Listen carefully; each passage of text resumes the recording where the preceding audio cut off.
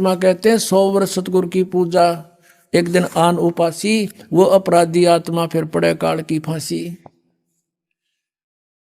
अब समाधान क्या हो, मेरे से फिर संपर्क साधा कि माँ भी दोबारा नाम ले, आगे गलती नहीं करे तो नाम दूंगा ना कति नहीं दूं। उनको फिर पक्का करना था मालिक ने, ये झटका दे के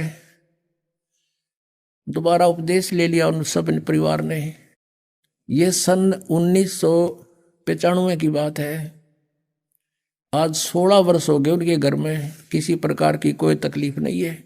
यहाँ आते हैं, पाठ करवाते हैं और सत्संग सुनते हैं, सब बच्चे स्वस्थ हैं। तो पुण्यात्माओं परमात्मा कहते हैं, संसारी दी गल्ला चिन्ह ना बूझे शब्द जो गहरे नू, ये मुर्दों से ती प्रीत लगावे न जाने सतगुरु मेरे नू। अब जो मर गए उनकी मंडी बना रखी गामा में, बाबा जी रहा करता, तपस्या करा करता है, और वह समाज पूजा करें हम। अरे भले आदमियों, कुछ तो दिमाग तो सोचो। जैसे कोई वैद्य था और वो नब्ज देख के दवाई बता देता था, रोगी स्वस्थ हो जाता था, बहुत अच्छी बात है। उसकी मृत्यु के बाद उसकी समाधि बना दे, जहाँ उसको अंतिम संस्कार करते हैं, या उसके ऊपर एक यादगार बनाकर उसकी मूर्ति स्थापित कर दे, और फिर कोई उसने पूजन जावे वैद्य ने, क्या वो रोग काट देगा? क्या वो दवाई बता देगा? नब्ज देख लेगा आपकी? नहीं देख सकता। तो जैसा वो वैद्य था, ऐसा ही वैद्य वर्तमान का खोजना पड़ेगा, जो जाते नब्ज देख के दवाई बतावे। तो परमात्मा यही कहा करते, तुम इन मुर्दों की पूजा करते हो, तुम मुझे जिंदे न पूजो, मैं सारी बात बताऊं, विधि बताऊं तुम्हारी, और मोक्ष करूं। फिर क्या बताते हैं, श्वेत छतर सिर मुकुट विराजे, देखत ना उस चेहरे नू। सतलोक के अंदर परमात्मा एक बहुत बड़े विशाल गुम्बज के अंदर विराजमान है, उसके बीच में बैठे हैं तख्त पर, और सिर पर सफेद सुंदर मुकुट है मालिक का। कहते श्वेत छतर सिर, ऊपर छतर है जैसे ये आप देख रहे हो, ये तो एक बनावटी है, वो ऑटोमेटिक परमात्मा का बहुत बड़ा विशाल छत्र है सफेद। श्वेत छतर सिर मुकुट विराजे, देखत ना उस चेहरे नू। कहते उस भगवान के दर्शन नहीं करते, और ऊंची थड़ियां खेती बोवे ये भूल गए नज डरे नू। अब जैसे हम आन उपासना करते हैं, वो तो ऐसी साधना है जैसे किसान ऊंची थलियों पर, ऊंचे टीलों पर बीज बोकर खेती बो रखी हो उसने, और कभी वर्षा हो जाए तो 2 दाने हो सकते हैं, ना तो कुछ नहीं हो उसमें। और डहर वो होती है समतल जमीन उपजाऊ, उसको डहर बोलते हैं। झील होती है वो, झील का मतलब वहाँ पानी स्टैंड नहीं खड़ा नहीं रहता, यानी ऊपर का वर्षा हुआ पानी भी उसमें आकर के सिंचाई का काम करता था। पहले पुराने समय की वाणी है ये। और उस डहर क्षेत्र में 1 एकड़ में 50 मन गेहूं हो, और ऊंची थलियां पे थे 2 धड़ी, यानी 10 किलो भी ना हो मुश्किल थे, क्योंकि वो स्थान खेती करने का कोन्या। तो हम जो आन उपासना करते थे, उसको कहा है परमात्मा ने, तुम ऊंची थलियां खेती बोरे और भूल गए निज डेरे नू। अपने उस सर्व सुखदाई परमात्मा कबीर देव को तुम भूल चुके हो, और इन आन उपासना रूपी थलियों पर खेती बोए बैठे हो। इससे तुम निर्धन होते जा रहे हो। और फिर क्या बताते हैं, ये संसार समझदा नहीं, कहंदा श्याम दोपहरे रू। ओए होए, गरीब दास ये वक्त जात है, रोवोगे इस पैरे रू। ये संसार समझदा नहीं, और कहंदा श्याम दोपहरे नू। यहाँ पर इतना कष्ट है प्राणी को पुण्यात्माओं, हम इसके आदी बन गए इस दुख के। और जब आपको सुख का जरा सा भी आभास हो जाएगा, फिर देखना। परमात्मा कहते हैं, सतलोक की तुलना में तुम ऐसे पड़े हो, इस काल ने आपको भांग प्या रखी है। कबीर ये माया अटपटी सब गट आन अड़ी, और किस किस ने समझाऊं, या कुआ भांग पड़ी।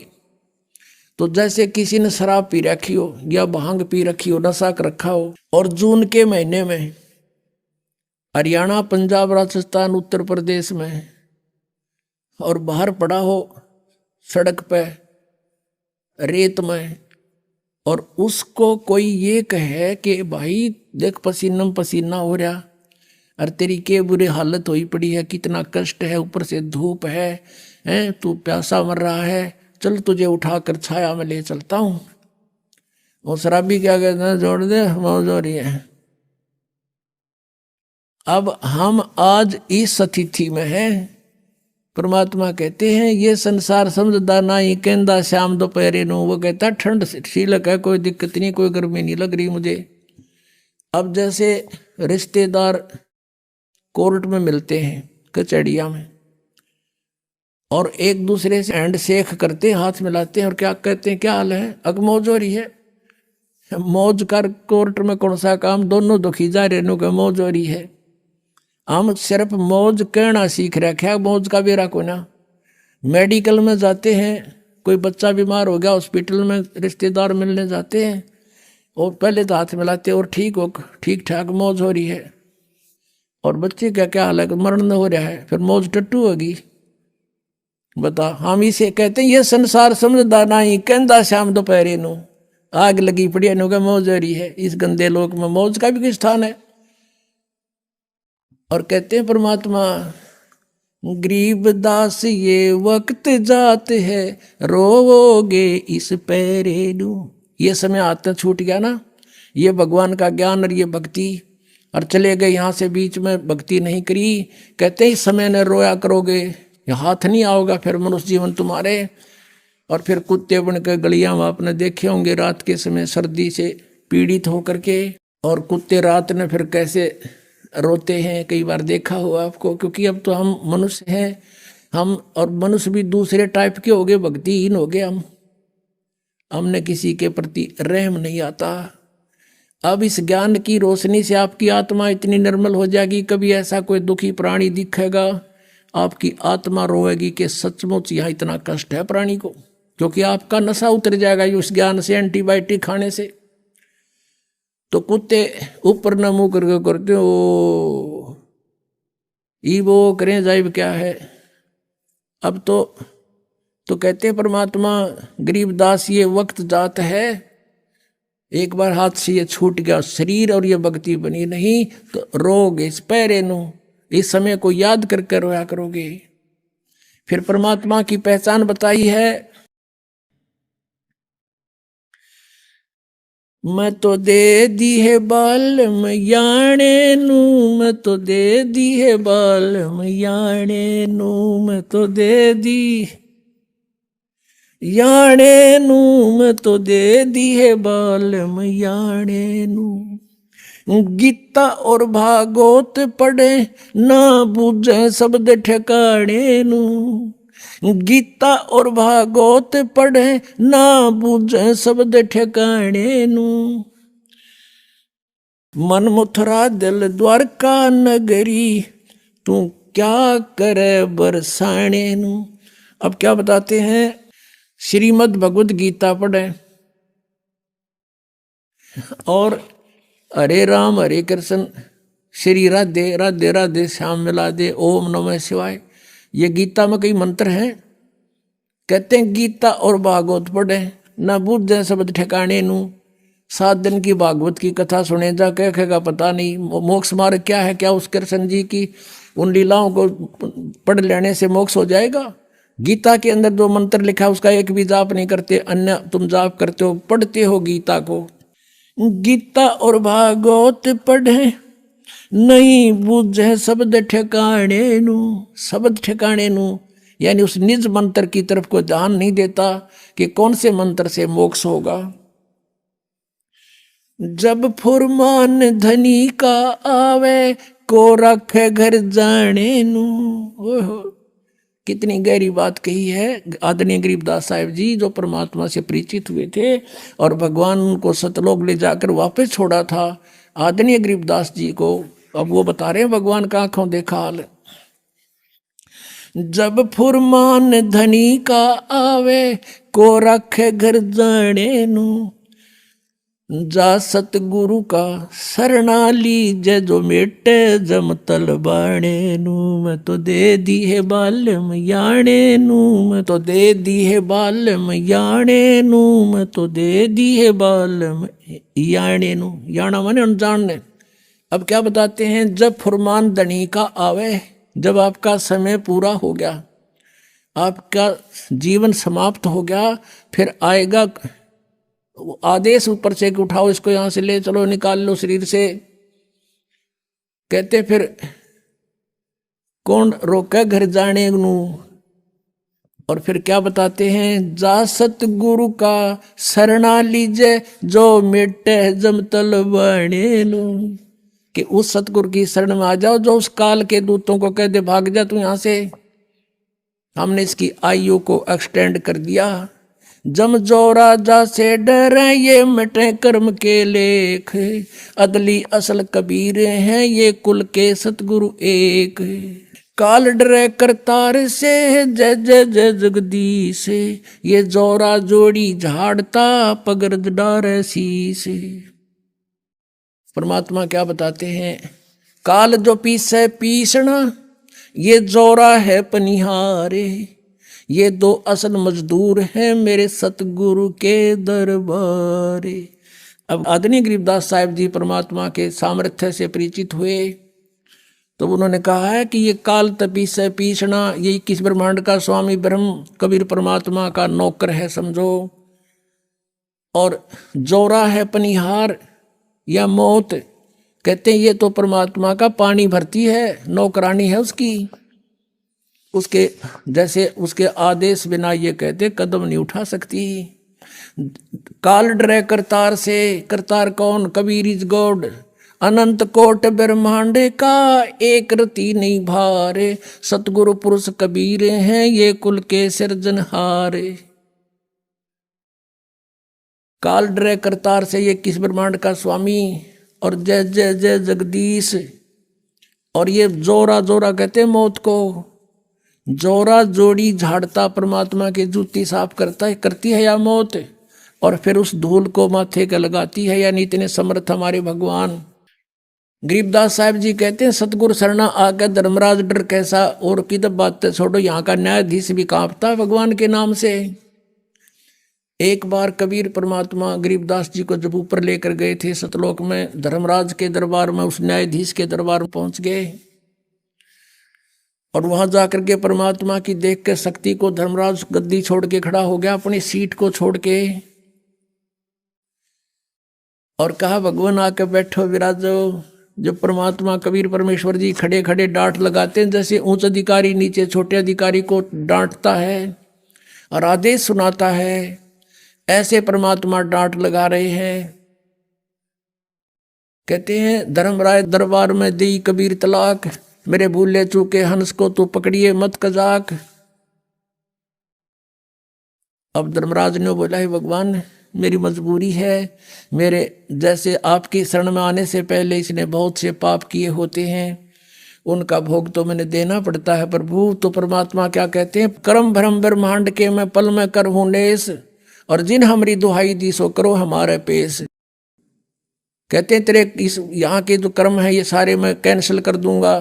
कहते हैं परमात्मा बताते हैं, जब ही सतनाम हृदय धरो और भयो पाप को नाश, जैसे चनगारी अग्नि की पड़े पुराने घास, कहते ऐसे नाश कर दूंगा इन पापों को मैं। तो उसी प्रकार गरीबदास जी बता रहे सामर्थ्य अपने परमात्मा की समर्थता के, काल डरे करतार से, फिर इस काल के पास गए थे, इसने भी नीची गर्दन कर ली और इसके सिर पे पैर रख के परमात्मा ऊपर ले गए थे गरीबदास जी को। इसने उस 11वें द्वार को बंद कर रखा है, 10वां द्वार आपने सुना था, इस सब घाटा जुड़ रहा था, इनकम्प्लीट नॉलेज था, सारा काल के जाल का ही सारा कुछ खेल था, ज्ञान था। अब 11वां द्वार जो है इस परब्रह्म के लोक में अक्षर पुरुष के लोक 7 संग ब्रह्मांडों में प्रवेश करता है, और फिर परब्रह्म के यानी अक्षर पुरुष के 7 संग ब्रह्मांडों को पार करके 12वां द्वार आता है, उसको पार करके सतलोक जाया जाता है। तो वहां ये बैठा चौकस के कोई निकल ना जाए यहाँ से, इसने रोक रखा हमारे को। वहां केवल कबीर परमात्मा और उसका सत साधक ही जा सकता है। और जब उस मंत्र का सतनाम का वहां जाप होता है और सार नाम साथ होता है तो काल अपनी गर्दन नीचे कर लेता है। जैसे परमात्मा कहते हैं, जैसे फणपति मंत्र सुन राखे फण सकोड़, ऐसे बीरा मेरे मंत्र तयू काल लवे मुंह मोड़े। जैसे फनपति यानी सर्प को गारुड़ लोग एक मंत्र बोल देते हैं, मंत्र बोलते ही वो अपने फन को ऐसे उठा रखा हो तो ऐसे कर लेता नीचे को और भागने की चेष्टा करता है, उस मंत्र में इतनी शक्ति होती है। तो परमात्मा कहते हैं, जैसे फनपति मंत्र सुन और रखे फन सकोड़, ऐसे बीरा मेरे मंत्र तयू काल लवे मुंह मोड़े। इस काल का से सिर झुक जाएगा और इसके ऊपर से हम जाएंगे। तो गरीबदास जी कहते हैं, काल डरे करतार से। कबीर परमात्मा उन्होंने बता दिया अनंत कोट ब्रह्मांड का एक रति नहीं बाहर, और सतगुरु पुरुष कबीर हैं ये कुल के सृजनहार। काल डरे करतार से जय जय जय जगदीश, और ये जोरा जोड़ी झाड़ता पगरत डारे शीस। और काल जपी से पीसना, और यह मौत है पनिहार, ये दो असल मजदूर हैं मेरे सतगुरु के दरबार। तो परमात्मा कहते हैं, अब इसमें प्रसन्न आया है कि जब फुरमान धनी का आवे, को रखे घर जाने नु, जा सतगुरु का शरणा ले ले जो मेटे जम तलबाणे नु। तलबाना कहते सम्मन, कि जम का सम्मन आ जा। जब उसने कह ले जाओ, कैंसिल कर दिया हमने, वापस जाओ, ये नहीं जाएगा हमारा भक्त। तो यहां क्या कहते हैं, जब फुरमान धनी का आवे, को रखे घर जाने नु। कहते कौन रोके उसमें, जब धनी का फरमान आओगा यहाँ के मालिक का। तो क्या बताते हैं, जा सतगुरु का शरणा ले ले, जो मिटे जम तलबाणे नु। इस काल के आदेश को कैंसिल कर दे। जम जोरा जासे डरे मिटे कर्म के लेख, अदली असल कबीर है। अदली माने न्यायकारी, वास्तविक न्यायाधीश कबीर हैं, और कुल के सतगुरु एक।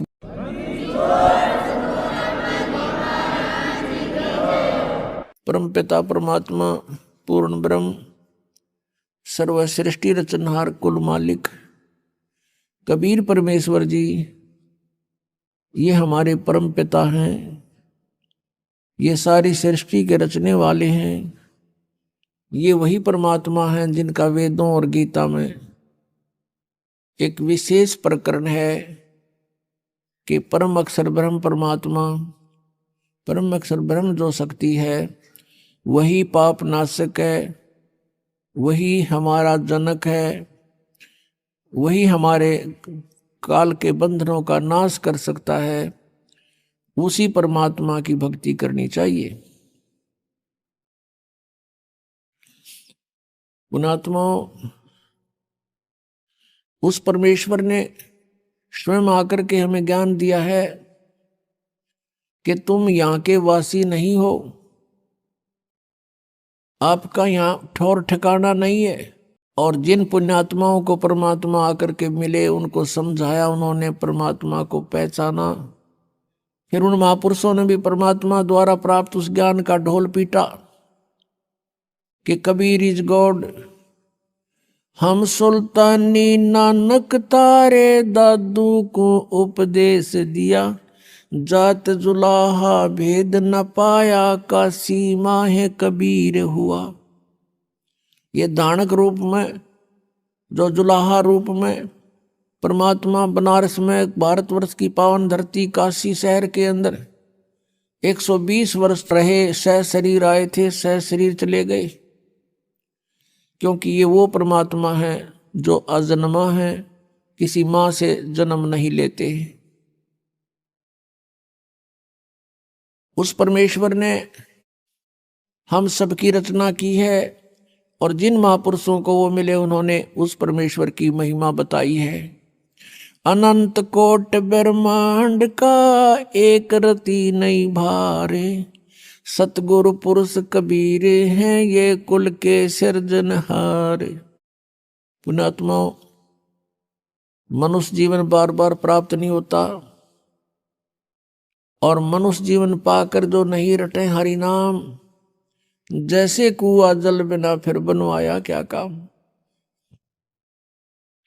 परमात्मा ने आके हमें चेताया है कि तुम इस मनुष्य जीवन को इस काल प्रेरणा से केवल यहाँ इस सांसारिक भौतिक सुखों को संग्रह करने पर ही व्यर्थ कर जाते हो, और जिस संपत्ति को सारा जीवन जोड़ते हो, इकट्ठा करते हो, कोठियां बनाते हो, बैंक बैलेंस बनाते हो, ये तुम्हारा नहीं है, तुम्हारे साथ इस काल ने धोखा कर रखा है। पहले तो हमें यही समझ में नहीं आई कि ये काल कौन है। फिर परमात्मा ने जो सृष्टि रचना सुनाई तो वो हमारी बुद्धि में प्रवेश नहीं हुई, वो हमारे गले नहीं उतरी, क्योंकि हमने वो लोक वेद सुन रखा था। तो अभी तक ये समस्या हमारे सामने रही कि हम परमात्मा को परमात्मा स्वीकार नहीं किया, और जो ईश नहीं थे, जो भगवान नहीं थे, हमने उनको भगवान मान लिया। आप जी ने श्री शिव पुराण, संस्कृत से जो शिव पुराण है और वेंकटेश्वर प्रेस से जो प्रकाशित और छपी है,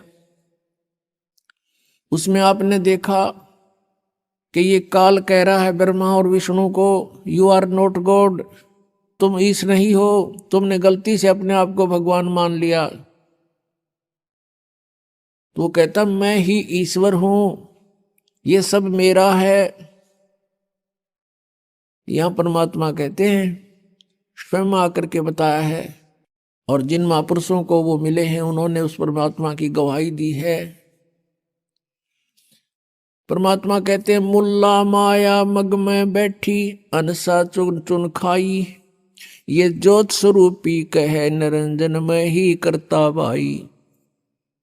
एक न करता दो न करता नौ ठहराए भाई, और 10वां भी धुंधर में मिल जा सत कबीर दुहाई। ये ज्योत स्वरूपी निरंजन कहता मैं हूं परमात्मा, ये सब कुछ मेरा है। तो गरीबदास साहब जी कहते हैं कि परमात्मा के बारे में तो हमें जानकारी भी नहीं। ये ज्योत स्वरूपी कहे निरंजन, ये काल कहता मैं ही करता भाई, हमें मूर्ख बना रहा ये। और एक न करता दो ना करता, ये 9 करता ठहरा दिए, 9 अवतार, ये सारे भगवान। और कहते 10वां भी धुंधर में मिलेगा, एक सत कबीर दुहाई। सत्य माने अविनाशी। क्या बताते हैं कि जैसे श्री राम, श्री कृष्ण और अन्य ये 9 अवतार मानते हैं, कहते हैं वो सब यहां मृत्यु को प्राप्त होकर गए हैं। और 10वां निकलंक नाम से आएगा राजा हरिश्चंद्र वाली आत्मा। और परमात्मा ने बताया कलयुग के अंदर वो संभल नगरी में विष्णुदत्त शर्मा के घर पर जन्म लेगा, और सबसे शक्तिशाली होगा, और उसकी तलवार बहुत लंबी होगी।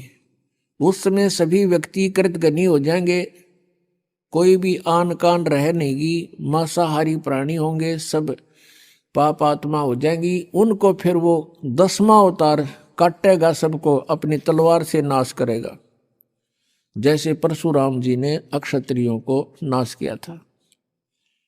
अब यहाँ परमात्मा के विधान में और इस काल के विधान में बहुत अंतर है। जिसमें प्राणी अकर्मी हो जाते हैं, अधर्मी हो जाते हैं, जैसे अक्षत्रिय लोग यानी राजा लोग और राजा के दरबारी लोग, ये अधर्मी हो गए थे, इनके कोई आन कान नहीं रही थी। उस समय काल प्रेरणा से परशुराम जी का जन्म हुआ। परशुराम जी ने फिर उन दुष्टों को सबको काटा, मार डाला। अब ये विधान है इस काल का कि निकम्मों को ऐसे सेट करना है, और परमात्मा का विधान है कि किसी बुरी आत्मा हो, अब वो अज्ञान से बुरी होगी और इस तत्व ज्ञान से वो ठीक हो जाएगी। तो परमात्मा का विधान है कि शायद निकम्मा आदमी हो उसको सत्संग सुनावे, तत्व ज्ञान से परिचित करावे, फिर अपने आप उसको विष दिखाई देगा, वो सब बुराइयों से बचेगा। लेकिन काल उस तत्व ज्ञान को नहीं चलने देता, उसको डर बना रहता है कि इससे परिचित होने के बाद प्राणी यहां नहीं रहेगा। इसलिए वो लोक वेद सुनाता है, अपने दूतों को भेजकर सारी जनता को भ्रमित करवाता है, और जिसका अभी तक हम दुष्परिणाम भोग रहे हैं। अब 10वां अवतार जो आएगा, अब राजा हरिश्चंद्र की आपने कथा सुनी हो, वो कितने पुण्य आत्मा थे, कितने धर्म आत्मा थे, और किस प्रकार वो अपनी मर्यादा का पालन करने वाले थे। बच्चे को भी बेच दिया, पत्नी को भी बेच दिया, आप भी बिक गया, लेकिन अपना सत नहीं छोड़ा। वो अब स्वर्ग के अंदर विद्यमान है, वो राजा हरिश्चंद्र वाली आत्मा। कुछ पुनों को तो वहां नाश करवा दिया उसका स्वर्ग में, और फिर उसको श्रृंगार के भेजेगा, 10वां अवतार बनाओगा, और उसकी क्या ड्यूटी लाओगा काल के इन सब को काट दे, जितने भी प्राणी बकवादी हो गए उस टाइम, एंड ऑफ द कलयुग। अब वो आवेगा, सबको काटेगा, मार डालेगा, जो निकम्मे अच्छी आत्माओं को छोड़ देगा। उस समय जिनमें जरा सी भी धार्मिकता शेष होगी उनको नहीं मारेगा। ये विधान रहा परमात्मा का, कितनी आपदाएं आवे लेकिन भक्तों का नाश होया नहीं करता। और फिर उसके वो बैड अकाउंट में लिख दिए जाएंगे, जितने जीव हिंसा वो करेगा। अब उसको फिर यहां से पापों से लाद के भेजेगा, और यहां उसकी महिमा हो जाएगी जैसे रामकृष्ण की होगी। रामचंद्र जी ने बाली मारा था, सुग्रीव का भाई, और उसका भी बदला देना पड़ा श्री कृष्ण रूप में। उस बाली वाली आत्मा ने श्री कृष्ण जी के पैर में तीर मार कर वध किया। तो ये तो एक प्रत्यक्ष प्रमाण है कि किए का कर्म का दंड न भोगना पड़ेगा। तो बिना ज्ञान के ये सब ऐसी व्यवस्था है, जो परमात्मा से परिचित प्राणी हो जाते हैं वो इस काल के जाल में नहीं आते, अपना कल्याण करवा लेते हैं। तो क्या बताते हैं परमात्मा कि हम उनकी पूजा करते रहे जो भगवान नहीं थे, जो हमें कोई लाभ नहीं दे सकते थे, हमारे पापों का नाश नहीं कर सकते थे, हमें काल के जाल से नहीं छुड़वा सकते थे। तो वो ज्ञान उस परमेश्वर ने स्वयं आकर के देना पड़ा। और जैसा कि आपने वेदों में पढ़ा कि वो परमात्मा अपने तीसरे मुक्ति धाम में रहता, सतलोक के अंदर। अब तीसरा मुक्ति धाम कैसे है? 21 ब्रह्मांड का एक ग्रुप है, एक समूह है, ये काल का लोक कहलाता है, सरपुरुष का। और 7 संग ब्रह्मांड का एक अलग द्वीप है, उसके अंदर ये स्टेट समझ लो अलग अलग, वो दूसरा लोक है, दूसरा द्वीप है। और तीसरा सतलोक है उसके निकटतम। तो तीसरे धाम में रहता वो परमात्मा, मुक्ति धाम में, सतलोक में। और वहां से गति करके, वहां से बहुत तेज स्पीड से आता है, अच्छी आत्माओं को मिलता है। फिर वो अच्छी आत्मा परमात्मा से प्राप्त ज्ञान का जगह जगह जाके प्रचार करते हैं, और परमात्मा स्वयं भी, कबीर जी भी अपनी महिमा आप सुनाते हैं। चारों युग में संत पुकारे, कूक कहा हम हेल रे, हीरे माणिक मोती बरसे, ये जग चुगता ढेल रे। परमात्मा ने जो ज्ञान बताया कि तुम यहाँ के रहने वाले नहीं हो, आप यहाँ के वासी नहीं हो, और जिस संपत्ति के लिए आप सारा जीवन न्यौछावर कर देते हो, या संपत्ति आपकी नहीं है, काया तेरी है नहीं, ये माया कहाँ से हो, चरण कमल में ध्यान रखो, तुम इन दोनों को खो। ये माया करता रे की तू अपनी कह गंवारे, दो जग धक्के खावेगा या नाहक बह बेगारे। सर्व सोने की लंका होती, रावण से रणधीरम, एक पलक में राज बिराजी, जम के पड़े जंजीर में मन तू सुख के सागर बसरे, भाई और न ऐसा यसरे। सर्व सोने की लंका थी, रावण से रणधीरम,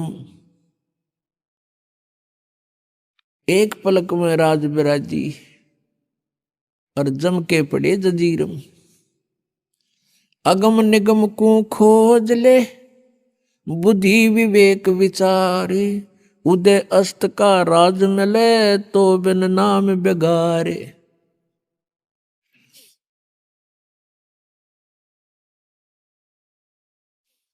भक्ति बिना क्या होते हैं ये भरम रहा संसारे, रति कंचन पाया नहीं, रावण चलती बारे।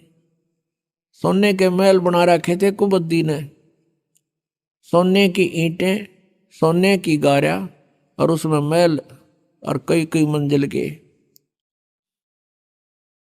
और परमात्मा कहते हैं 1 ग्राम स्वर्ण, 1 ग्राम गोल्ड भी साथ लेकर नहीं जा सका वो। तो हमारे यहाँ भूल पड़ रही है कि ये मेरा है, या कार मेरी है, कोठी मेरी है, बेटा मेरा है, बेटी मेरी है। जिसमें आपकी यह भूल हटेगी तब आपकी भक्ति फलेगी कि ना बेटा आपका है, ना बेटी आपकी है, ना यह कार आपकी है, ना कोठी आपकी है। अब आपके बच्चे नहीं हैं, ये परमात्मा के बच्चे हैं। आप परमात्मा के नौकर हो और परमात्मा ने आपके पास ही अपने बच्चे भेज दिए, बेटा या बेटी। इनको आप अपना मान कर करते हो तो भूल भारी है आपके, लेकिन ये जीव के बस की भी नहीं। इस ज्ञान से धीरे धीरे और भक्ति से, इस एंटीबायोटिक औषधि खाने से, ये तत्व ज्ञान रूपी वचन सुनने से आपको बिल्कुल समझ में आ जाएगी कि सचमुच यहाँ अपना तो शरीर भी नहीं है। तो हमने इन बच्चों को जो आपको भगवान ने दिए हैं, इनके दास नौकर बनकर आपने इनकी परवरिश करनी है।